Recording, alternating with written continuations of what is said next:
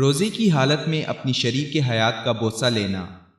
عن عائشة رضي الله عنها قالت كان النبي صلى الله عليه وسلم يقبل ويباشر وهو صائم وكان أملككم لإربه۔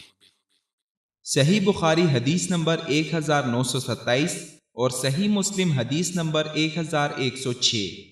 حضرت عائشہ رضی اللہ عنہا نے بیان کیا کہ نبی کریم صلی اللہ علیہ وسلم روزے سے ہوتے لیکن اپنی ازواج کے ساتھ تقبیل یعنی بوسہ لینا اور مباشرت یعنی اپنے جسم سے لگا لینا بھی کر لیتے تھے۔ رسول اللہ صلی اللہ علیہ وسلم تم سب سے زیادہ اپنی خواہشات پر قابو رکھنے والے تھے۔